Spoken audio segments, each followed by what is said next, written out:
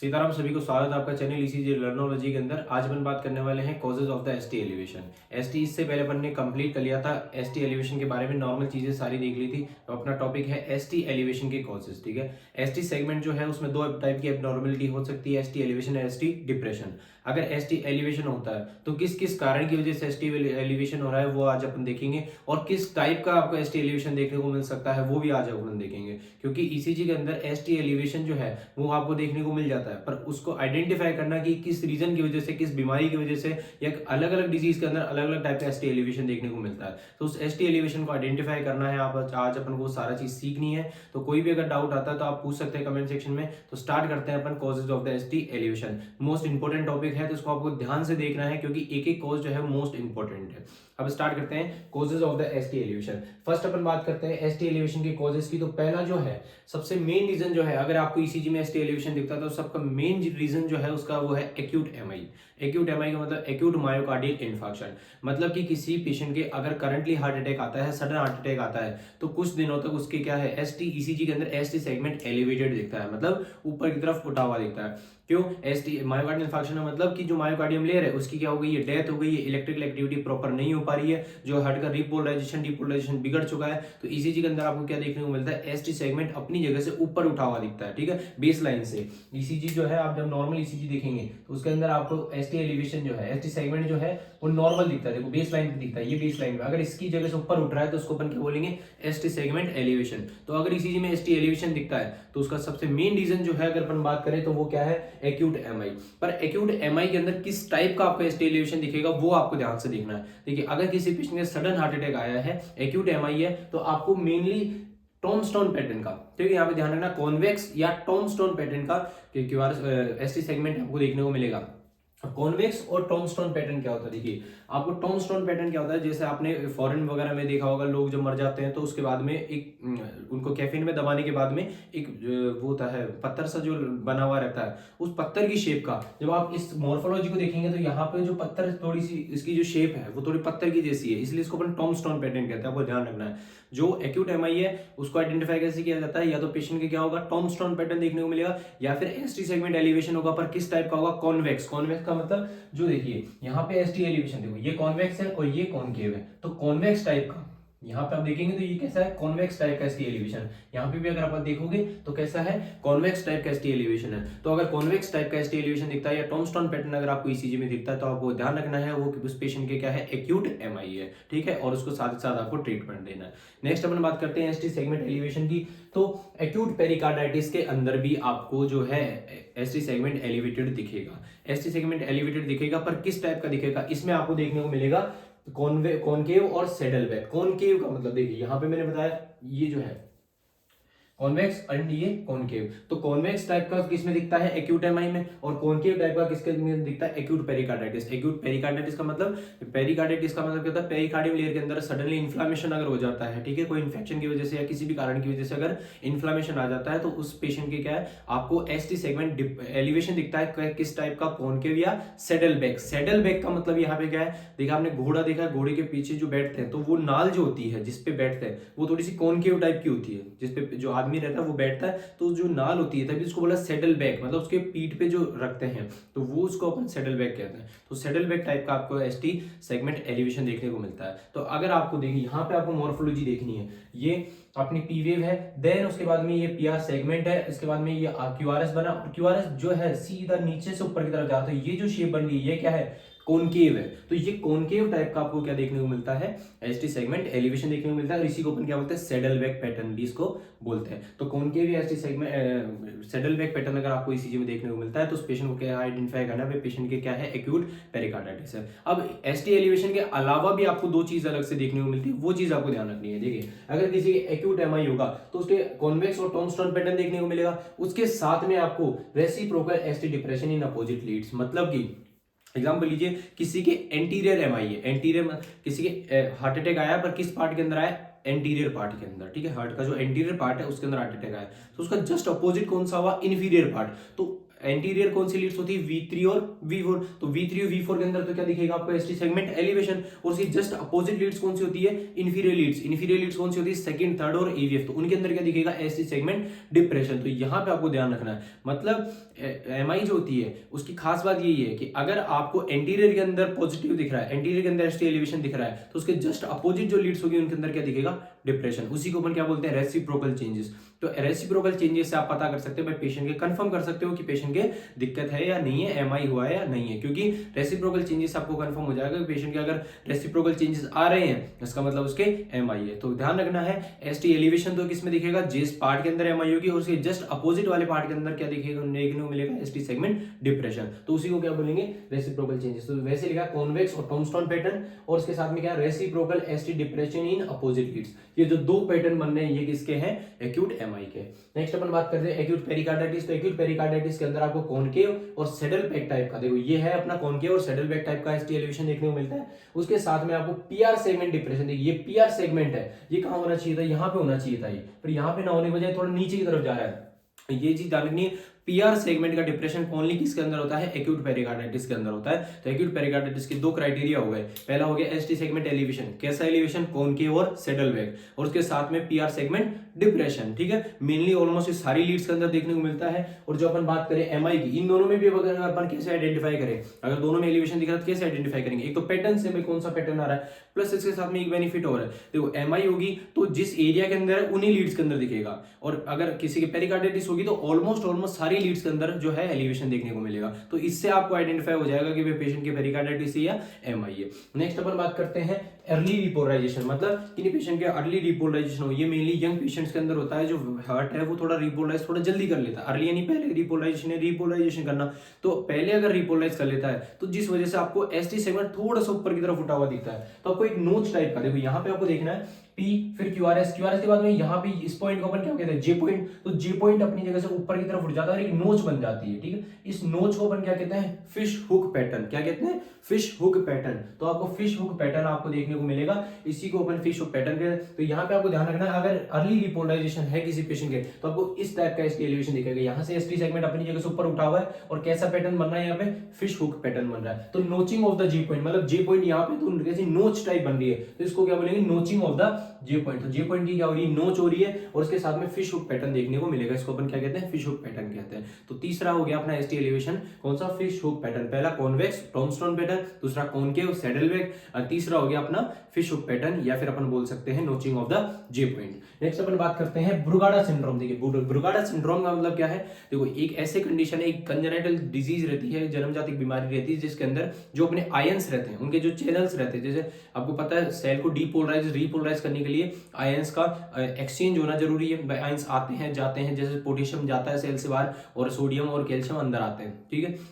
इनका मूवमेंट जो है वो किसके थ्रू होता है, चैनल्स के थ्रू। चैनल्स के थ्रू मतलब गेट के थ्रू। तो इन चैनल्स का डिस्टर्बेंस हो जाता है, मतलब जन्म से ये जो चैनल्स हैं ये प्रॉपर डेवलप नहीं हो पाते, या फिर इन चैनल्स में जो है गड़बड़ी रहती है, खराबी रहती है, डिस्टर्बेंस रहता है। डिस्टर्बेंस की वजह से प्रॉपर आयंस का एक्सचेंज नहीं हो पाता, नहीं होने की वजह से जो है पेशेंट को जो सडन कार्डिक अरेस्ट आ सकता है, सडन उसकी डेथ भी हो सकती है। तो किसी का अगर ब्रुगाडा सिंड्रोम रहता है तो उसकी ईसीजी में आपको क्या देखने को मिलेगा, उसकी ईसीजी में आपको एक कोव्ड शेप का, ठीक है, कोव्ड शेप का पैटर्न देखने को। कोव्ड यानी जो कॉर्नर की जो शेप होती है, जैसे कोई घर है, घर का जो कॉर्नर वाली जो शेप होती है, वैसा आपको जो है एसटी सेगमेंट एलिवेशन देखने को मिलेगा। और किन के अंदर देखने को मिलेगा, मेनली V1 to V3। यहाँ पे आपको ध्यान रखना है, ब्रुगाडा सिंड्रोम को पहचानने का तरीका क्या है, आपको कैसा पैटर्न दिखेगा, कोव्ड या सैडल बैक पैटर्न। इसमें भी थोड़ा सा सैडल बैक जैसा होता है, तो आपको कंफ्यूज नहीं होना, कोव्ड और सैडल बैक टाइप का पैटर्न देखने को मिलेगा किन के अंदर, V1 to V3, मतलब V1 से V3 के अंदर। ठीक है, अब ये पैटर्न आपको यहाँ से भी ध्यान रखना है, यहाँ पे P फिर QRS, देन उसके बाद में जो है ये आपका एसटी सेगमेंट ऊपर की तरफ उठा, एसटी सेगमेंट आपको ऊपर की तरफ जा रहा है, जाने के बाद में यहाँ पे आपको ध्यान रखना है ये नीचे की तरफ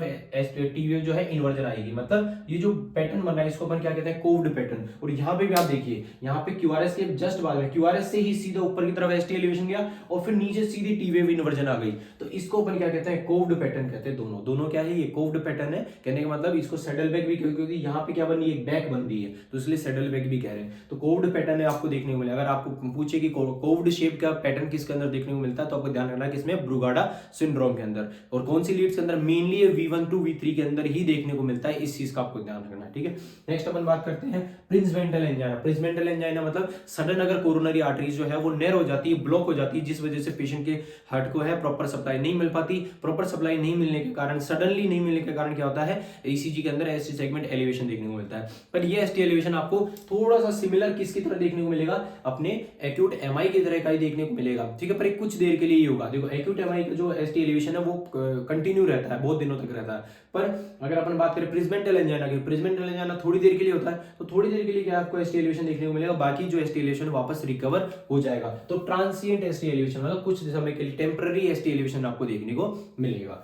नेक्स्ट हम बात करते हैं लेफ्ट बंडल ब्रांच ब्लॉक। देखिए लेफ्ट बंडल ब्रांच ब्लॉक के अंदर भी आपको एसटी सेगमेंट एलिवेशन देखने को मिल सकता है। देखो कंफर्म कुछ नहीं कि मिलेगा, यहां तक आपको मिलेगा, यहां तक मैंने कहा इन्हीं में मिलेगा। लेफ्ट बंडल ब्रांच ब्लॉक के अंदर आपको मिल सकता है। उसका रीजन क्या है, क्योंकि आपको पता है लेफ्ट बंडल ब्रांच ब्लॉक के अंदर मेनली चेंजेस किसके अंदर दिखते हैं, V1 to V3, V1 से V3 के अंदर आपको जो है चेंजेस दिखते हैं। क्या चेंजेस दिखते हैं, आप चेंजेस देखोगे तो आपकी जो एस वेव है थोड़ी डीप जाती है, डीप जाने के बाद में वो एस वेव सीधी ऊपर की तरफ जाती है, तो यहाँ पे ये टी वेव ऊपर की तरफ बन रही है, तो एस वेव जा रही है, टी वेव बन रही है, इनके बीच में ये जो यहाँ पे स्पेस है, ये क्या है अपना एसटी सेगमेंट। तो आपको ऐसे लगता है जैसे एसटी सेगमेंट है ऊपर की तरफ उठा हुआ, पर यहाँ पे ऊपर नहीं होता, तो आपको थोड़ा सा ऐसा मॉर्फोलॉजी से लगेगी एसटी सेगमेंट एलिवेशन, पर ये एलिवेशन नहीं होता। तो लेफ्ट बंडल ब्रांच ब्लॉक के अंदर भी आपको एसटी सेगमेंट एलिवेशन दिख सकता है।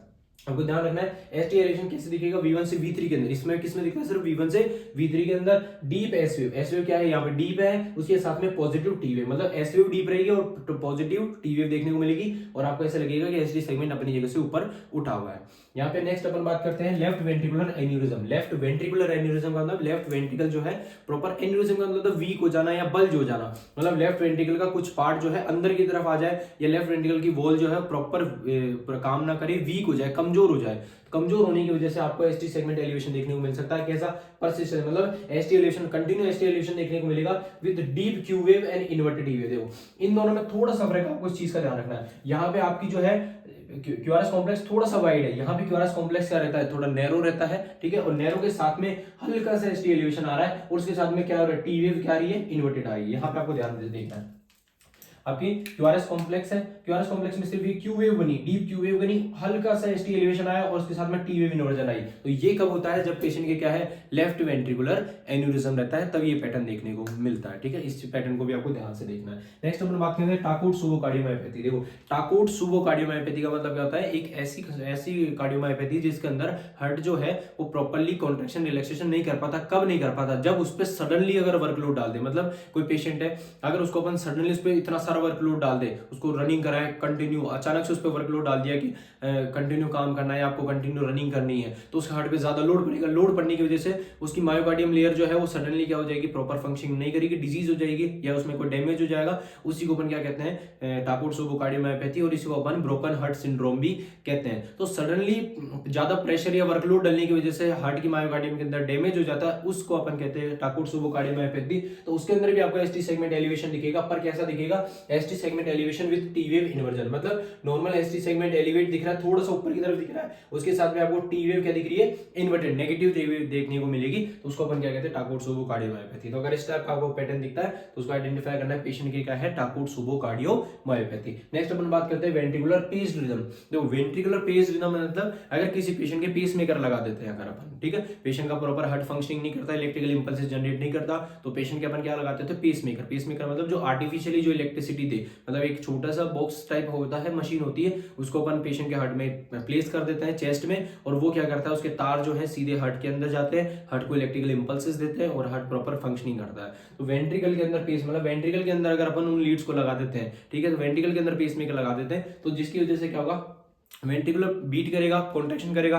क्यों करेगा, क्योंकि पेसमेकर इलेक्ट्रिसिटी दे रहा है, तो उस रिदम को अपन क्या बोलेंगे, वेंट्रिकुलर पेस्ड रिदम। तो वेंट्रिकुलर पेस्ड रिदम के अंदर भी आपको एसटी एलिवेशन दिखेगा। कैसा, ST elevation with opposite T waves, मतलब opposite T waves to the QRS complex, ST elevation दिखेगा। यहाँ पे आपका एसटी एलिवेशन दिख रहा है, यहाँ पे देखिए ये आपकी बनी क्यूआरएस कॉम्प्लेक्स मतलब नीचे की तरफ जा रहा है, उसके बाद में यहाँ पे आपका एसटी एलिवेशन ऊपर हो रहा है, और उसके बाद में टी वेव अपोजिट हो रही है। मतलब क्यूआरएस कॉम्प्लेक्स कैसा है, नेगेटिव, तो टी वेव क्या है, पॉजिटिव। अगर यहाँ पे क्यूआरएस कॉम्प्लेक्स होता पॉजिटिव तो टी वेव क्या होती है, नेगेटिव। मतलब जस्ट अपोजिट बनती है यहाँ पे टी वेव, जस्ट इसके अपोजिट बनती है। प्लस एक चीज और इसमें आपको देखने को मिलती है, एक आपको एक क्या कहते हैं इसको, लाइन आपको देखने को मिलेगी किसके आगे, जो क्यूआरएस कॉम्प्लेक्स है उसके आगे आपको एक लाइन देखने को मिलेगी। ठीक है, इसको अपन स्टिकर कहते हैं या स्टिक बोलते हैं, एक स्टिक आपको देखने को मिलेगी, तो उसको अपन आइडेंटिफाई कर सकते हैं इसके पेशेंट की क्या है, वेंट्रिकुलर पेस्ड रिदम है। नेक्स्ट अपन बात करते हैं लास्ट अपना रेज्ड इंट्राक्रैनियल प्रेशर। अगर किसी के ब्रेन इंजरी हो जाती है, ठीक है, या फिर सेंट्रल नर्वस सिस्टम में कोई डैमेज हो जाता है या ब्रेन के अंदर कोई चोट लग जाती है, उन पेशेंट के अंदर भी आपको एसटी सेगमेंट एलिवेशन देखने को मिल सकता है।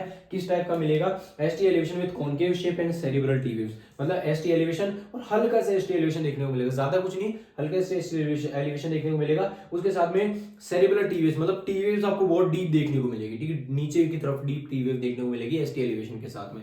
तो इसको आइडेंटिफाई कर सकते हो भाई पेशेंट के क्या है, रेज्ड इंट्राक्रैनियल, मतलब उसका जो ब्रेन का जो प्रेशर है, क्रेनियल का जो प्रेशर है वो ज्यादा बढ़ चुका है। यहाँ पे एसटी एलिवेशन के जो है इतने सारे कॉजेस हैं, आपको ध्यान से समझना है, एक एक पैटर्न को देखना है, क्योंकि पैटर्न से ही आपको ध्यान पता लगेगा कि भाई पेशेंट की क्या डिजीज है। ठीक है, आप जितने ज्यादा पैटर्न से प्रैक्टिस करेंगे आपको देखेंगे कितना ये पैटर्न आपको देखने को मिल रहा है। जब भी आप इसी चीजें देखें तो अगर आपको एसटी एलिवेशन देखे तो आपको आइडेंटिफाई करना है कि भाई किस टाइप का पैटर्न आपको देखने को मिल रहा है। मेनली आपको 5 जो है आपको टाइप के एसटी एलिवेशन देखने को मिलेंगे। ठीक है, कॉन्वेक्स आपको जो मिलेगा तो आपको ध्यान रखना है एक्यूट एमआई है। अगर कॉनकेव या सैडल बैक देखने को मिलता है तो आपको ध्यान रखना है पेरिकार्डाइटिस है। अगर आपको जो है कोव्ड शेप का दिखता है तो ब्रूगाडा सिंड्रोम है। ठीक है, नेक्स्ट अपन बात करते हैं रिपोलराइजेशन। अगर जे पॉइंट अगर नोच टाइप का है तो उसको ध्यान रखना है अर्ली रिपोलराइजेशन है। और अगर थोड़ी देर के लिए आपको एसटी एलिवेशन देखने को मिल रहा है तो किस वजह से, प्रिजमेंटल एंजाइना की वजह से। बाकी इनके अंदर आपको देखने को मिल सकता है, नहीं भी मिल सकता है, ऐसा कुछ कंफर्म नहीं है, पर इनके अंदर तो आपको देखने को मिलेगा। जो टॉप 5 है इनके अंदर आपको देखने को मिलेगा ही। तो एसटी एलिवेशन अगर ईसीजी में दिखता है इसका मतलब ये नहीं है कि उसके एमआई हो, एमआई के अलावा भी आपने देखा कितने सारे कॉजेस की वजह से जो है एसटी सेगमेंट एलिवेशन दिखता है। तो एसटी एलिवेशन को गलत आइडेंटिफाई नहीं करना, आपको अच्छे से देखना है, अच्छे से प्रैक्टिस करनी है। अगर कोई भी डाउट आता है, कोई भी प्रॉब्लम आती है तो आप कमेंट सेक्शन में पूछ सकते हैं। Thank you for watching, follow for more content.